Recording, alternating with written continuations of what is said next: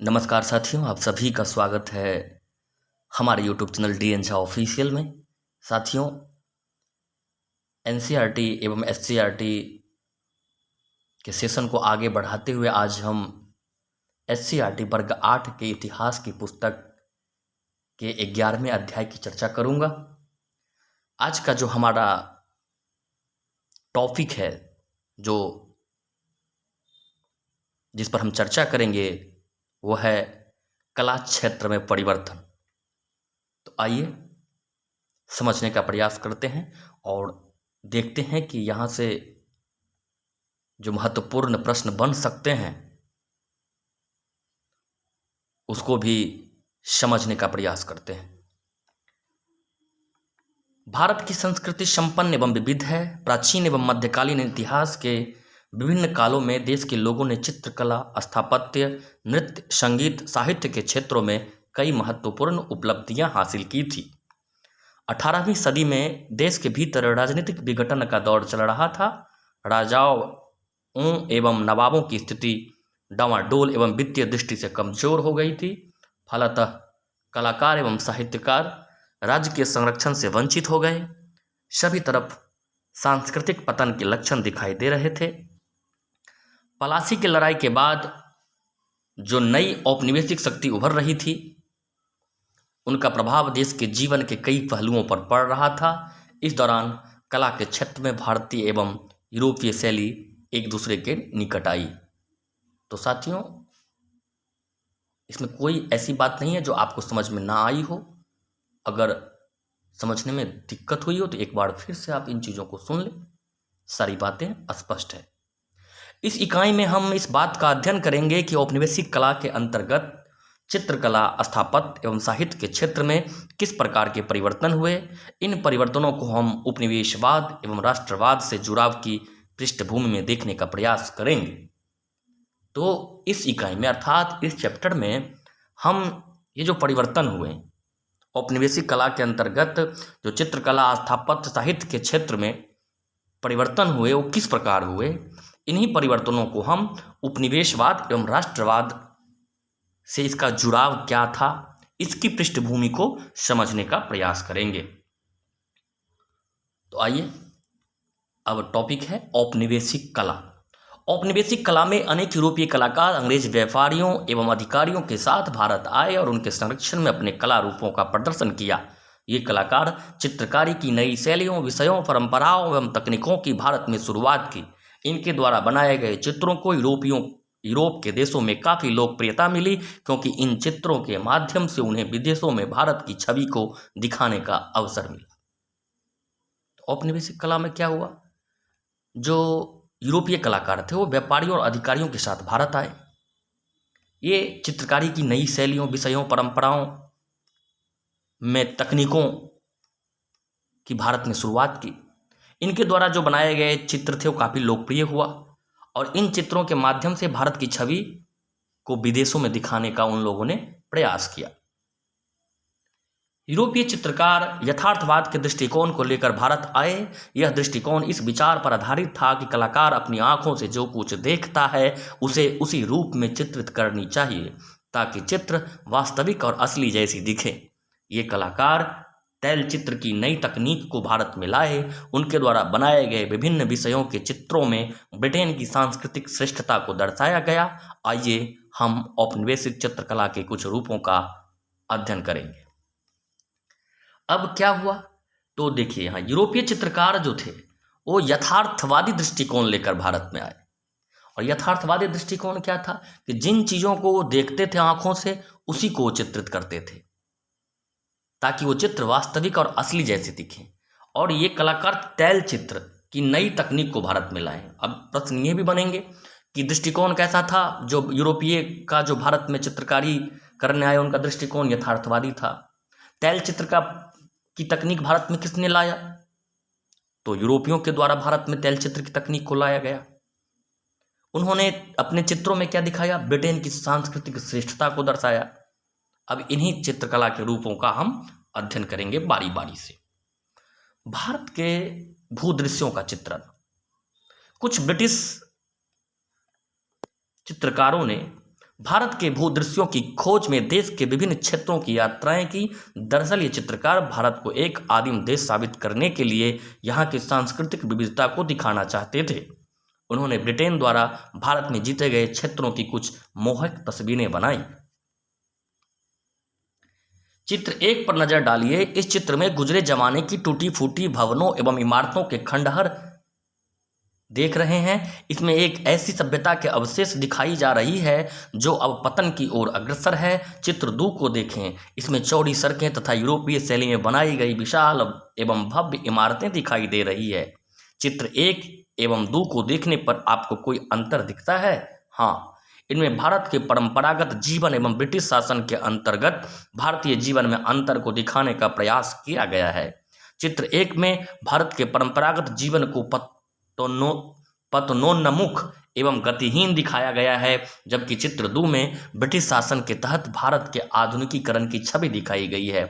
Daniel बंधुओं द्वारा उत्कीर्ण चित्रों की एल्बम को ब्रिटेन के लोग बड़ी उत्सुकता के साथ खरीदते थे, क्योंकि वे भारत में ब्रिटिश राज्य को जानना चाहते थे। तो साथियों, पहले 2 शब्द हैं यहाँ बॉक्स में, आप देख लीजिए। उत्कीर्ण चित्र, तो लकड़ी या धातु के छापे से, लकड़ी या धातु का छापा बनाया जाता था और कागज पर इससे चित्र बनाए जाते थे। उन्हीं चित्रों को उत्कीर्ण चित्र कहा जाता था। एल्बम आप सभी जानते हैं कि चित्र रखने की किताब को एल्बम कहा जाता है। अब आइए इस पैराग्राफ में आप ये देखिए, ये 2 तस्वीर को देखिए। टॉमस डेनियल द्वारा बनाया गया गाजीपुर में गंगा के किनारे स्थित खंडहर चित्र। एक तरफ पहले चित्र में भारत की जो गतिहीन पतनोन्मुख व्यवस्था को दिखाई गई है, और दूसरी तरफ यहाँ देखिए टॉमस डेनियल एवं विलियम डेनियल द्वारा बनाया गया कोलकाता स्थित क्लाइव स्ट्रीट 1786। दूसरी तरफ ब्रिटिश के आगमन से कैसे भारत में विकास हो रहा है, इस चित्र 2 में इन चीज़ों को दिखाया गया है। यानी भारत की जो व्यवस्था गतिहीन पतनोन्मुख दिखाई गई है, जबकि जो ब्रिटेन के आगमन से भारत में क्या परिवर्तन हो रहे हैं और उनकी गतिशील व्यवस्था को प्रशंसा करके दिखाई गई है। अब आगे बढ़ते हैं, रूप चित्रण। इस टॉपिक को समझने से पहले कुछ महत्वपूर्ण बिंदु है बॉक्स में, उसको देखते हैं। रूप चित्र, तो रूप चित्र क्या होता है? किसी व्यक्ति का ऐसा चित्र जिसमें उसके चेहरे एवं हाव भाव पर विशेष जोर दिया गया हो, वो रूप चित्र होता है। और किरमिच, किरमिच क्या है? गाढ़ा या मोटा कपड़ा जिस पर चित्र उकेरा जाता था उसे किरमिच कहा जाता था। आप समझते हैं रूप चित्रण। औपनिवेशिक चित्रकला की एक महत्वपूर्ण एवं लोकप्रिय शैली रूप चित्रण, जिसको छवि चित्रण भी कहते हैं, वो थी। भारतीय राज्य रजवाड़े तथा ब्रिटिश लोग अपनी शक्ति एवं सत्ता तथा धन संपदा के प्रदर्शन करने के लिए किरमिच पर अपनी तस्वीरें बनवाई। पूर्व के समय में छवि चित्र छोटे आकार में बनाई जाती थी, किंतु औपनिवेशिक काल में बनाए गए छवि चित्र आदम कद के होते थे। अब इसमें मैंने समझा दिया, रूप चित्र को छवि चित्रण भी कहा जाता है। भारतीय राजे रजवाड़े ब्रिटिश काल में अपनी शक्ति संपदा के प्रदर्शन के लिए किरमिच पर अपनी तस्वीरें बनवाते थे। किरमिच पर जिस चीज़ पर वो तस्वीर बनाते थे वो गाढ़ा मोटा कपड़ा होता था, उसको किरमिच कहा जाता था, और उस चित्र को रूप चित्रण या छवि चित्रण कहा जाता था। और ये पहले तो छोटे आकार में बनाई जाती थी, बाद में औपनिवेशिक काल में ये बड़े बड़े आदम कद आकार के बनाए जाने लगे। आप देख सकते हैं योहान जोफानी द्वारा बनाया गया रूप चित्र, ये रूप चित्र इसमें दिखाया गया है, आप देख सकते हैं 1784 के। रूप चित्रण शैली की लोकप्रियता को देखते हुए अनेक यूरोपीय कलाकार चित्रकार काम की तलाश में भारत आए। 1780 में भारत आए यूरोपीय चित्रकार योहान जोफनी द्वारा बनाया गया चित्र 3 एवं 4 रूप चित्रण के कुछ उदाहरण है। इन चित्रों में भारतीय नौकरों को अपने अंग्रेज मालिकों की सेवा करते हुए दिखाया गया है। इनमें भारतीयों की हैसियत को ही दीनहीन एवं कमतर दिखाने के लिए धुंधली पृष्ठभूमि का प्रयोग किया गया है, जबकि अंग्रेज मालिकों की श्रेष्ठ साबित करने के लिए उन्हें कीमती परिधान पहने रोबीले एवं शाही अंदाज में दर्शाया गया है। तो साथियों, कहने की जरूरत नहीं है, अंग्रेजों के द्वारा ही बनाए गए, भारतीयों को धुंधले और उनकी सेवा करते हुए एकदम कमज़ोर दीनहीन अवस्था में दिखाए गए हैं, जबकि अंग्रेजों को बिल्कुल उनके शाही अंदाज में इस चित्र में प्रदर्शित किया गया है, क्योंकि चित्र बनाने वाले तो वही लोग थे। अंग्रेजों के देखा देखी कई भारतीय राजा और नवाब भी यूरोपीय कलाकारों से अपनी आदमकद रूप चित्र बनवाए। जॉर्ज विलियम द्वारा बनवाया गया चित्र 5 अर्काट के नवाब मोहम्मद अली खान का आदमकद रूप चित्र है। चित्र को देखने से आप समझ सकते हैं कि नवाब ने अपने शाही रौब दाब को किस तरह दर्शाया है, जबकि नवाब अंग्रेजों से पराजित होकर उनके पेंशन भोक्ता बन गए थे, क्योंकि वे अंग्रेजों की सांस्कृतिक श्रेष्ठता को स्वीकार करते हुए उनकी शैलियों एवं परंपरा को अपनाना चाहते थे। अब देखिए साथियों, अब ये नवाब है, जॉर्ज विलियम द्वारा बनाया गया आर्काट के नवाब मोहम्मद अली खान का ये चित्र है। ये साहब खुद अंग्रेजों से पराजित हो चुके थे, अंग्रेजों की श्रेष्ठता को भी स्वीकार कर चुके थे, पराजित होकर वो अंग्रेजों के पेंशन पर जिंदा थे, लेकिन फिर भी उनकी रौब को आप इस चित्र में देख सकते हैं वो किस तरह दिखाई पड़ रहे हैं। आगे बढ़ते हैं, ऐतिहासिक घटनाओं का चित्रण। अब ऐतिहासिक घटनाओं का भी वो लोग चित्रकार लोग अपने चित्रों में वर्णन करते थे। औपनिवेशिक चित्रकला की एक अन्य शैली इतिहास की चित्रकारी थी। भारत में अंग्रेजों की जीत ब्रिटिश चित्रकारों के लिए चित्रकारी की एक प्रमुख विषय वस्तु थी। चित्र 6 एवं 7 ऐतिहासिक घटनाओं पर आधारित चित्रकारी का उदाहरण है। इकाई 2 में आप पढ़ चुके हैं कि अंग्रेजों ने प्लासी के युद्ध में सिराजुद्दौला को पराजित कर मीर जाफर को बंगाल का नवाब बनाया था। चित्र 6 में आप देख सकते हैं कि इसमें मीर जाफर और उनके सैनिकों द्वारा प्लासी युद्ध के बाद लॉर्ड क्लाइव की अगवानी करते हुए दिखाया गया है। तो ऐतिहासिक घटनाओं पर चित्र बनाना उस समय जो अंग्रेज चित्रकार थे उनके लिए बहुत ही महत्वपूर्ण विषय थी। वो काफ़ी उस पर चित्र बनाते थे और उन चित्रों की डिमांड भी ज़्यादा थी। अब देखिए, बनाया गया तेल चित्र है 1782 में 62 में फ्रांसीसी हेमन द्वारा बनाया गया तेल चित्र है। अब इसमें प्लासी के युद्ध को दिखाया गया है। चित्र 6 में आप देख सकते हैं कि किस तरह भारतीय जो नवाब सब थे, पराजित लोग थे, उनको किस तरह अंग्रेज गवर्नर लॉर्ड क्लाइव के वो आगवानी कर रहे हैं, उनका स्वागत कर रहे हैं। चित्र 7 में श्रीरंगपट्टनम के उस प्रसिद्ध लड़ाई को दिखाया गया है जिसमें कैमूर के शासक टीपू सुल्तान की बुरी तरह पराजित हुई थी। चित्र में युद्ध के दृश्यों को आप देख सकते हैं। इसमें अंग्रेज सैनिकों टीपू के सैनिकों का कत्लेआम कर रही है और टीपू के किले पर ब्रिटिश झंडे को फहरा रही है। ब्रिटिश कलाकारों द्वारा ऐसे चित्र बनाने के पीछे मकसद था कि वे अंग्रेजों को शक्तिशाली साबित कर सके, ताकि अंग्रेजों की जीत जनता के मन में बना रहे। अब देखिए, इनमें इनका टीपू सुल्तान का जो किस तरह से युद्धों को पराजित, उनकी सेना को ब्रिटिश सेना मार रही है, किस तरह से इन चित्रों को दिखाया गया है।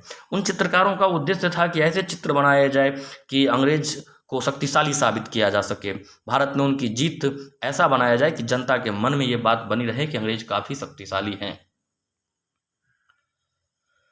अब दरबारी कला और स्थानीय कलाकार, ये महत्वपूर्ण बिंदु है, इसको देखते हैं। भारतीय राज दरबार के संरक्षण में काम करने वाले स्थानीय कलाकारों ने साम्राज्यवादी कला शैली को किस प्रकार चुनौती दी। आइए हम देखते हैं कि विभिन्न दरबारों में मौजूद स्थानीय कलाकार चित्रकला शैली के रुझानों को किस प्रकार व्यक्त कर रहे थे। मैसूर के शासक टीपू ने अंग्रेजों की सांस्कृतिक परंपराओं का विरोध करते हुए स्थानीय शैली एवं परंपराओं को संरक्षण दिया। उनके महल की दीवारें स्थानीय कलाकारों द्वारा बनाए गए भित्ति चित्र से सजे होते थे। चित्र 8 में एक भित्ति चित्र दिखाई दे रहा है। इस भित्ति चित्र में पोलीलूर के प्रसिद्ध युद्ध के दृश्य को दर्शाया गया, जिसमें मैसूर की सेना ने अंग्रेजों को करारी शिकस्त दी थी। बंगाल में स्थानीय कलाकारों को अंग्रेजों की शैली एवं परंपरा को सीखने के लिए प्रोत्साहित किया जा रहा था। चित्र 9 में एक जुलूस की तस्वीर है। स्थानीय कलाकार द्वारा बनाई गई इस तस्वीर में परिप्रेक्ष्य विधि का इस्तेमाल किया गया है। इस चित्र में नज़दीक और दूर वाली चीज़ों के बीच दूरी का बोध कराने के लिए रोशनी और परछाई का उपयोग किया गया है। अब ये जो चित्र 8 और चित्र 9 आप देख रहे हैं, ये भारतीय कलाकारों के द्वारा बनाया गया चित्र है। ये श्रीरंगपट्टनम स्थित दरिया दौलत महल की दीवार पर दरबारी चित्रकार द्वारा बनाया गया भित्ति चित्र है। टीपू सुल्तान अपनी अंग्रेजों की सांस्कृतिक परंपराओं का विरोध करते थे और अपने जो क्षेत्रीय उनके जो स्थानीय कलाकार थे उनके द्वारा बनाए गए चित्रों को प्रोत्साहन देते थे। दूसरी चित्र ये देखिए, ये मुर्शिदाबाद में स्थानीय कलाकार द्वारा निर्मित ईद के जुलूस का चित्र है। और आगे बढ़िए, भित्ति चित्र को समझिए। यहाँ दीवार पर बनाए गए चित्र को भित्ति चित्र कहा जाता है। परिप्रेक्ष्य विधि का भी इस्तेमाल बंगाल में किया गया। इसमें क्या होता था कि नज़दीक और दूर वाली चीज़ों के बीच की दूरी का बोध कराने के लिए रोशनी और परछाई का प्रयोग किया जाता था। इसी को परिप्रेक्ष्य विधि कहा गया। भारत में अंग्रेजी शासन की स्थापना हो जाने के बाद स्थानीय रियासतों के राज्य रजवाड़े और नवाब की स्थिति ऐसी नहीं रह गई थी कि वे कलाकारों को अपने दरबार में की सेवा में रख सके। ऐसे में चित्रकार भी काम की तलाश में एवं रोजी रोटी के लिए अंग्रेजों की शरण में जाने लगे। भारत आए अंग्रेज अधिकारी एवं व्यापारी भी ऐसी तस्वीरें बनवाना चाहते थे जिससे कि वे भारत को समझ सके। इस प्रकार हम देखते हैं कि स्थानीय कलाकारों ने पौधों, जानवरों, ऐतिहासिक इमारतों, पर्व त्योहारों, व्यवसायों, जाति और समुदायों की तस्वीर बनाने लगे। इन चित्रों को कंपनी चित्र के नाम से जाना जाता है। अंग्रेजी शासन व्यवस्था स्थापित हो जाने के बाद राजे रजवाड़े की स्थिति खराब हो गई। अब वो उसके दरबार में जो कलाकार लोग, चित्रकार लोग रहते थे, अब उनको वो सेवा में नहीं रख सकते थे। उनके रोजी रोटी के लिए अब उनको भी अंग्रेजों के शरण में उन लोगों को जाना पड़ा। अंग्रेज भी चाहते थे कि वो ऐसी चित्रें मिले जिससे वो भारत को समझ सकें। इसके लिए वो स्थानीय कलाकारों से चित्र बनवाते थे। स्थानीय कलाकारों ने पौधों, जानवरों, ऐतिहासिक इमारतों, पर्व त्योहारों, व्यवसायों, जाति और समुदाय की तस्वीर बनाने लगे। इन चित्रों को कंपनी चित्र के नाम से जाना जाता है। यानी भारतीय कलाकारों के द्वारा अंग्रेजों की आवश्यकता के लिए बनाए गए चित्र कंपनी चित्र के नाम से जाना जाता है। और ये भारत में ब्रिटिश शासन की स्थापना हो जाने के बाद चित्रकारों के द्वारा इस कंपनी चित्र को बनाया गया। कई स्थानीय चित्रकार ऐसे भी थे जो राज दरबार के प्रभावों से मुक्त स्थानीय परिवेश में चित्रकला की स्वतंत्र शैली एवं परंपरा के रुझानों को दर्शा रहे थे। ऐसे ही शैलियों में बिहार की मधुबनी पेंटिंग एक प्रमुख चित्र शैली है। इसमें प्रकृति, धर्म और सामाजिक संस्कारों के चित्रों को ग्रामीण परिवेश में उकारा जा रहा था। आइए हम देखते हैं कि मधुबनी पेंटिंग के कलाकार ग्रामीण लोक चित्रकला के रुझानों को किस प्रकार व्यक्त कर रहे थे। कुछ ऐसे भी कलाकार थे इस स्थिति में जो स्वतंत्र होकर अपने परिवेश में चित्रकला की स्वतंत्र शैली, परंपरा के रुझानों को दर्शा रहे थे। बिहार में मधुबनी पेंटिंग आज भी बहुत फेमस है और ब्रिटिश काल में भी ये शैली थी जिसमें प्रकृति, धर्म, सामाजिक संस्कार इत्यादि को ग्रामीण परिवेश में उकेरा जाता था। अब मधुबनी पेंटिंग को समझने का प्रयास करते हैं। आइए देखते हैं मधुबनी पेंटिंग, इसको मिथिला पेंटिंग के नाम से भी जाना जाता है। इस लोक कला की ओर कला प्रेमी एवं पारखियों का ध्यान उस समय आकृष्ट हुआ जब 1942 में लंदन की आर्ट गैलरी में मधुबनी पेंटिंग की प्रदर्शनी लगाई गई। मधुबनी चित्रकला पूर्णतया एक महिला चित्रकला शैली है। वे इस चित्रकला को पीढ़ी दर पीढ़ी विरासत के रूप में छोड़ती गई। इस प्रकार घर की दीवारों तथा आंगन के फर्श से कपड़ों और कागज पर इसका स्थानांतरण होता गया। अन्य लोक कलाओं की भांति मधुबनी चित्रकला भी विभिन्न पर्व त्योहारों, विवाह, पारिवारिक अनुष्ठानों के साथ जुड़ी हुई है। मधुबनी चित्रकला के दो रूप है, भित्ति चित्र एवं अरिपन चित्र यानी भूमि चित्र। एक भित्ति चित्र है जो दीवार पर, अरिपन चित्र आप अभी भी जानते हैं गांव में अरिपन दिया जाता है जो भूमि पर चित्र बनाई जाती है। सामान्य महिलाएं भी, सामान्य मैथिलानी भी अरिपन आसानी से कर लेते हैं। भूमि पर जो पिसे हुए चावल से और उसको पानी मिला करके विभिन्न प्रकार के वो चित्रों को उकेर देते हैं। भित्ति चित्रों में देवी देवताओं, राधा कृष्ण की लीला, राम सीता के कथा चित्रों को प्रमुखता से दर्शाया गया है। विवाह के अवसर पर घर के बाहर और भीतर की दीवारों पर रति और कामदेव के चित्र तथा पशु पक्षी के चित्रों को प्रतीक के रूप में चित्रित किया जाता है। अरिपन चित्रों में आंगन या चौखट के सामने जमीन पर बनाया जाने वाला चित्र है। इन्हें बनाने में पिसे हुए चावल को पानी और रंग में मिलाया जाता है। अरिपन चित्रों के अंतर्गत मनुष्य, पशु पक्षी, पेड़, फूल, फल व स्वास्तिक, दीप आदि के चित्रों को उकेरा जाता है। मधुबनी शैली के चित्रों में चित्रित वस्तुओं का मात्र सांकेतिक स्वरूप दिया जाता है। पहले के चित्र मुख्यतः दीवारों एवं फर्शों पर ही बनाए जाते थे, मगर कुछ वर्षों से कपड़े और कागज पर भी चित्रांकन की प्रवृत्ति काफ़ी बढ़ी है। चित्रांकन की सामग्री के नाम पर बांस की कूंची और विभिन्न प्रकार के प्राकृतिक रंग होते हैं।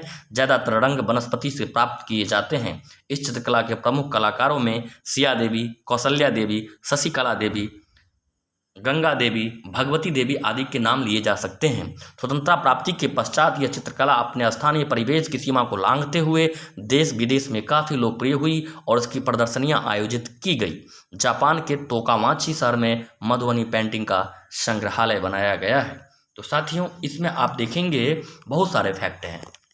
मधुबनी पेंटिंग से जुड़े हुए कलाकारों के नाम है, कहाँ पर जापान के तोकामाची में मधुबनी पेंटिंग का संग्रहालय बनाया गया है। पहली बार लंदन में 1942 में प्रदर्शनी लगाई गई। लंदन में पहली बार 1942 ईस्वी में जो लंदन के संग्रहालय में मधुबनी पेंटिंग की जो प्रदर्शनी लगाई गई। पूर्णतया एक महिला चित्रकला शैली है। इसमें भित्ति चित्र और अरिपन चित्र है। भित्ति चित्र दीवालों पर, अरिपन चित्र भूमि पर बनाया जाता है। प्राकृतिक रंग का इसमें प्रयोग किया जाता है।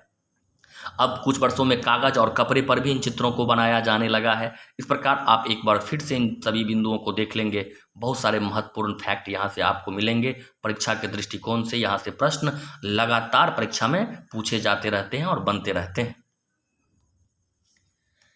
अब राष्ट्रवादी चित्रकला शैली, अब अगले क्लास में इसकी चर्चा करेंगे। वीडियो को अंत तक देखने के लिए, सुनने के लिए आप सभी का बहुत बहुत धन्यवाद। अगर वीडियो अच्छा लगा हो तो निश्चित रूप से, चैनल पर नए हो तो चैनल को सब्सक्राइब करें, वीडियो को लाइक करें, शेयर करें। अगर कोई सुझाव हो तो कमेंट बॉक्स में आप अपनी प्रतिक्रिया अवश्य दें। वीडियो को अंत तक देखने के लिए, सुनने के लिए एक बार फिर से आप सभी का बहुत बहुत धन्यवाद।